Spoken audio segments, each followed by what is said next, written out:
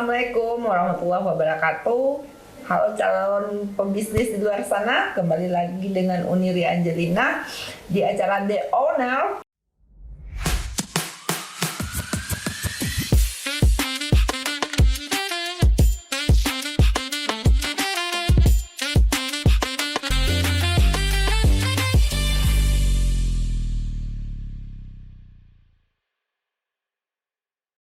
Dan kita akan melakukan sesi wawancara bersama Uni Riri Weli. Ini adalah kakak kandung Uni ya.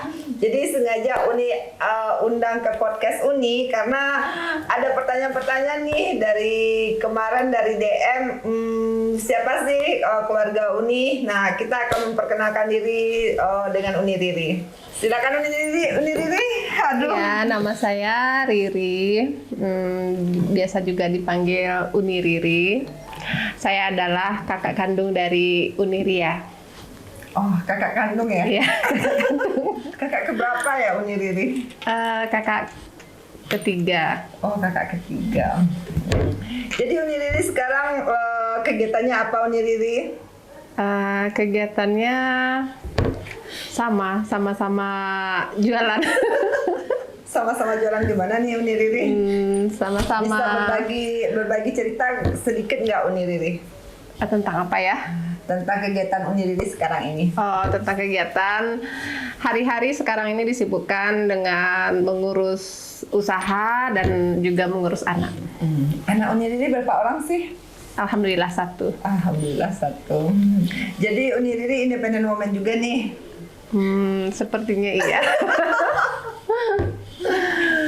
Jadi pertanyaan dari teman-teman kita di DM, gimana nih cerita kita waktu masa kecil dengan aku? Aduh, cerita masa kecil. Apakah Uni Riri tahu nih penderitaan kita nih, apakah benar kita nih menderita atau kita fans seperti ini sekarang gitu? Boleh dibilang susah ya, karena kita lahir dari keluarga yang broken ya, broken home lah ya. Terus orang tua pisah, anak dibagi, ada yang sama orang tua laki-laki, ada yang sama orang tua perempuan. Kebetulan kita ketemunya udah SD ya, udah waktu kelas 3 SD. Iya, dirimu di mana? Kebetulan aku sama papa kita sama ibu sambung. Iya. Udah lama ya kita nggak ketemu. Dari sejak aku umur 3 tahun. Iya. Dirimu 5 tahun. 5 tahun. Jadi iya, kita ketemu 4 tahun ya. Kita ketemu di SD. Ya Allah. Waktu kita dicuri aku dicuri mama di SD. Di SD 02 dilarikan ke kampung. Di sanalah kita bertemu pertama kali ya. Kenapa kita ketemu? Kenapa ada momen apa kemarin waktu kita ketemu di SD? SD bukan, mama yang lihat aku ke SD diambil. Ingat. Aku lihat dirimu di SD. Iya. Akhir tuh kita tinggal bareng, tapi sebelum kita tinggal bareng, dirimu juga sudah banyak menderita dulu ya, karena mama tinggal di rumah orang yang ceritanya di bawah kolong meja ya. Tapi kamu tidak merasakan. Ya, saya tidak merasakan. Tapi kamu tidak merasakan hidup dengan ibu sambung. Iya, benar. Gimana sih kehidupan dengan ibu sambung? Jangan ditanya. Tapi itu ibu sambung itu bukan salah ya. Iya, itu bukan memang ibu sambung itu bukan kewajiban dia untuk membesarkan kita. Karena kita masih punya orang tua gitu. Jadi kita tidak bisa menyalahkan orang gitu. Tapi makanya sekarang saya nggak mau jadi ibu sambung. Iya benar. Sekarang dia nggak mau jadi ibu sambung. Iya benar-benar berat. Jadi dulu tuh masa kecil kita gimana lagi menurut pengalaman Uni Riri, apa pernah kita mencuri beras nih? Beras ya? Untuk makan ya sehari-hari. Itu dirimu atau diriku? Dirimu.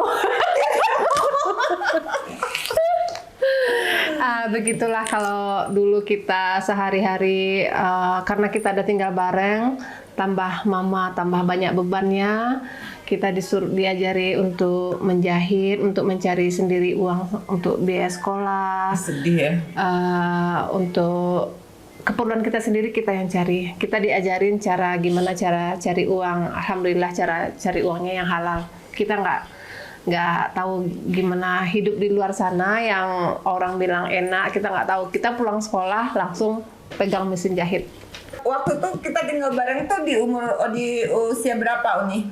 Mulai tinggal bareng waktu aku umur kelas 3 SD. Kelas 3 SD. Kamu udah di kampung nggak sih? Iya, ingat kita sama-sama ngaji. Nah, terus waktu itu di kampung kita ya, di kampung kecil kita ada khatam Quran orang. Jadi yang nggak khatam Quran kebetulan kami masih kecil, belum khatam. Yang khatam waktu itu kelas 5 ya, ingat ya. Kebetulan kita kelas 3, Ria kelas 2. Jadi yang kecil-kecil disuruh pakai baju adat. Pakai baju adat ya, pakai baju pokoknya pakai baju besar-besar itulah. Jadi disuruh ditanya sama bapak apa? Lupa. Saripudin. Katanya siapa mau pakai, kami mau berdua. Tapi kita nggak tanya sama mama, nggak punya uang, nggak punya apa. Akhirnya bapak tuh minta sama mama juga berantem ya. Akhirnya gara-gara kami pengen pakai baju. Tapi kita mengaji juga nggak tamat ya, karena nggak ada duit ya. Sedih banget ya. Sedih. Terus ketika udah SMA kita pisah lagi ya. Saya tinggal sama kakak yang perempuan di dekat sekolah. Kita kos karena nggak ada uang untuk makan. Dibeli satu Indomie waktu itu seharga 1.000. Masak, direndam, ditunggu sampai besar dulu baru dimakan. Kalau besar kan dia banyak. Iya, benar. Tapi aku keinget dulu tuh orang manggil aku tuh apa ya nih? Kalau panggilan kita waktu kecil itu dulu apaan ya? Kalau dirimu kan dulu pesek kah? Pesong. Kalau diriku? Kalau Ria apa ya? Dia aja ya. Dia aja ya. Kalau dirimu aja pesong, kenapa lu pesong? Itu karena papa ya. Karena papa ya bilang aku pesong ya. Oke. Waktu kita masih anak-anak nih, kita balik ke masa SMA. Masa SMA nih gimana nih kalau waktu kita menjalankannya nih? Masa-masa SMA, masa-masa yang paling indah lah kata orang gitu ya. Memang ada indahnya berbagi sama teman-teman. Mungkin karena teman-teman tahu dulu Uni nggak punya ya, jadi kalau jajan atau apa teman-teman selalu yang selamatkan Uni. Kebetulan waktu SMA Uni dapat beasiswa loh. Ya dirimu tuh sampai ya. Dirimu sampai di D3 ya. Karena tuh keinginan untuk sekolah tuh benar-benar kuat ya. Kalau karena dapat juara, tapi nggak mampu. Jadi dapat beasiswa dari sekolah. Pas dapat beasiswa tuh sekali sebulan kita foya-foya sama teman-teman. Karena teman-teman kalau Uni nggak ada, dia yang bayarin Uni. Jadi pas Uni ada, Uni kasih semua teman-teman. Waktu SMA mau berhenti sekolah, ingat waktu kelas 2 Uni paksa terus sampai minimal tamat SMA minimal. Karena memang nggak ada lagi yang harus dibayar dan kemampuan juga. Kita kan masih muda ya, jadi sekolah tuh juga nggak satu prioritas untuk aku. Karena kalau dirimu kan mau jadi orang pintar, kalau aku kan mau jadi orang kaya. Iya kan, dari dulu kan itu cita-cita gua kan mau jadi orang kaya gitu. Kenapa Uni Riri pengen banget sekolah? Sampai ke diploma gitu. Karena ya belajar dari pengalaman kita ya, karena orang tua nggak sekolah, kakak-kakak 2 nggak ada yang kuliah, jadi rasanya pengen berhasil, pengen merubah nasib lah gitu, merubah nasib keluarga kita gitu. Ada satu orang yang sarjana lah di ya minimal ada satu yang sarjana lah. Tapi gimana cara Uni Riri bisa menggapai kuliah itu kan nggak ada yang membantu gitu? Iya dulu kan awalnya waktu SMA kan dapat PMDK tuh di UNAN karena orang tua nggak ada duit. Dapat PMDK? Ya, nggak tahu sih. Lupa. Kan mama bilang ya PMDK kan gratis, tinggalnya di Padang kan harus bayar. Jadi nggak jadi kita ambil, jadi Uni ambil. Akhirnya Uni menganggur ya, menganggur setahun. Pas menganggur ingat Pak Ete, Pak Ete punya perusahaan taksi waktu itu, taksi Singgalang, diajaknya bekerja sama dia, jadi karyawan dia. Dipikir-pikir kerjanya cuma sampai setengah hari, dari jam 8 sampai jam 1. Dari jam 1 sampai malam mau ngapain? Jadi ingatlah ada kesempatan ditanya-tanya, ada kuliah yang setengah hari, akhirnya Uni masuk kuliah. Pengen kali jadi sarjana. Tapi kita berbeda ya Uni ya. Kita berbeda sekali dengan tujuan hidup dan mindset hidup. Apa perbedaan kita Uni? Kalau Ria waktu itu ya ngajak Uni jualan ya, Uni nggak mau ya. Pasti Uni nggak mau karena ya itu perbedaan Ria pengen jadi orang kaya. Kalau Uni? Kalau Uni pengen jadi apa ya? Dulu sebenarnya pengen cita-cita jadi dokter ya kan. Tapi karena impossible lah ya, impossible jauh kali dari kehidupan gitu kan. Tapi setidaknya jadi pegawai lah, jadi apa yang nggak cari uangnya, yang nggak harus bekerja keras gitu. Tapi sekarang andaikan Uni jadi pegawai, gimana rasanya kalau Uni memiliki usaha sekarang? Lebih enak punya usaha. Sebenarnya kan seperti itu ya. Karena kan untuk jadi pegawai itu kan cita-cita orang tamat kuliah ya, ingin kerja yang enak atau yang gimana gitu. Jadi kehidupan kita berempat ini memang benar-benar hancur lebur ya Uni ya, benar-benar hancur lebur. Tapi kita masih bersyukur dan harus bersyukur. Harus bersyukur. Karena di posisi ini kita dilihat di yang lain kita udah lebih baik ya Uni ya. Apa yang membuat Uni Riri memilih untuk usaha? Nah ini panjang nih pertanyaannya tuh.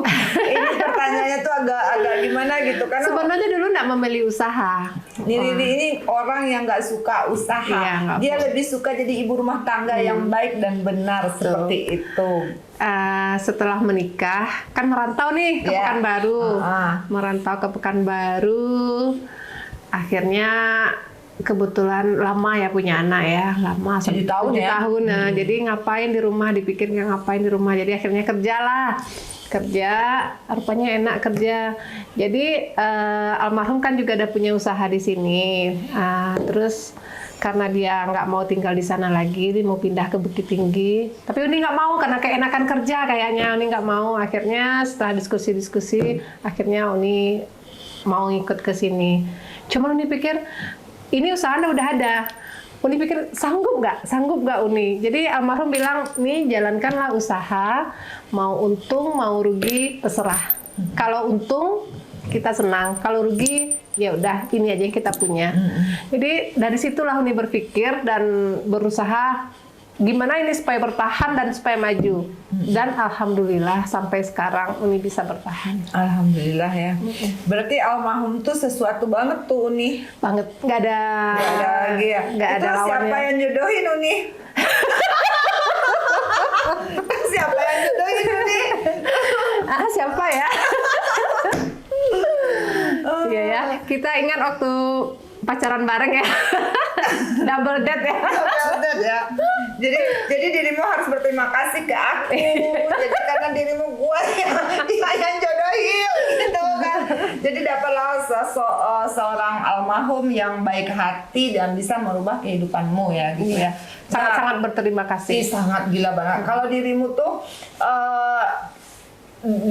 tuh suksesnya tuh karena mempunyai sosok suami yang baik, yang menyokong, penyayang, keluarga mereka pun luar biasa menyupportnya. Aku lihat keluarga almarhum tuh sangat-sangat jauh banget dari kehidupan kita ya. Sampai kehidupan aku juga aku nggak melihat kehidupan yang seorang suami itu yang bertanggung jawab seperti itu. Sampai dia almarhum pun juga dia meninggalkan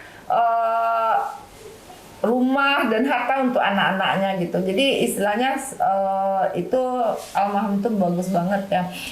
Jadi Uni buka usaha itu dari almarhum gitu. Oke. Apa awal usaha dulunya tuh apa Uni? Dari dulu sampai sekarang juga itu handphone. Oh handphone ya. Jualan handphone. Bukannya kaset? Kaset kan dulu dari almarhum dulu kan, almarhum. Ya. Dari keuntungan kaset kita ambil kontrak. Sewa toko lah, sewa toko. Kita coba bikin kontrak kecil-kecil dulu, cuman jualan kartu, voucher, terus kita tokonya berbagi dulu. Kita bikin wartel juga dulu kan. Zaman-zaman 2000, 2004, 2005 itu kan lagi wartel kan masih ini. Iya, masih lagi oke ya. Jadi di sana berkembang akhirnya insya Allah kita bisa. Tapi ini cerita-ceritanya Uni udah punya rumah, udah punya toko, udah punya semuanya. Nih gila banget. Toko belum ya? Toko belum ya? Belum ya. Kualitas barangnya kayak ini. Misalnya kita jual, kan ada beberapa toko yang menjual barang nggak ori, kayak gitu. Nanti dibilang ori, jadi kan orang udah merasa tertipu tuh. Iya, benar-benar. Zaman sekarang pun ada tuh toko yang jauh dari keramaian, tapi omsetnya alhamdulillah, pencapaiannya alhamdulillah jauh dari keramaian. Oh gitu. Bukan, gitu. Jadi sekarang bukan tempat ya? Bukan tempat. Oh jadi pelayanan dan kualitas ya? Pelayanan yang utama.